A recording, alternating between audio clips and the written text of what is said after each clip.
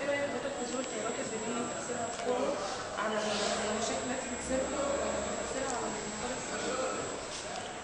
يعني لابد من التيارات الدينيه تفهم المناخ الطبيعي الحالي.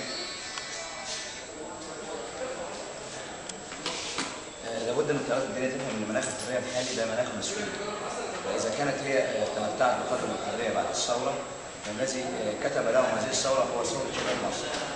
فعليهم ان يجهدوا الثوره بممارساتهم التي تكون بعيدا عن الديمقراطيه. فعليهم ان هم يفهموا ويعوا ان الديمقراطيه دي كتبت بدماء شهداء، فلا بد ان يفهموها بشكل اسرع. فعلى القوى السياسيه القوى التيارات الدينيه ان تستوعب ذلك بشكل واضح وصريح. بالتاكيد هي حاليا تاثيرها على مقر الثوره ان هي ماشيه في اتجاه خاطئ، في امور ديمقراطيه بطريقه خاطئه، في ممارسات تمت بشكل غير جيد، فده هيؤثر على الثوره. الذي كتب لهذه التيارات ان هي تتواصل مع الشارع هي ثوره. الذي كتب لهم ان هم يتواصلوا مع الشارع كانوا طول الوقت مقهورين، كانوا طول الوقت مقهورين.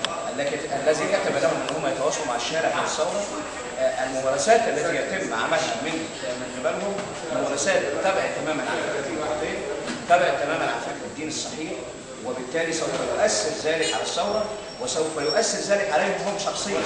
عليهم ان يستوعبوا هذه الممارسات خاطئه سوف تؤدي تاكل الاخضر واليابس، وسوف تؤدي الى افشال الثوره، واول من سوف يتاثر بالقمع والقهر سيكون هذه الجماعه.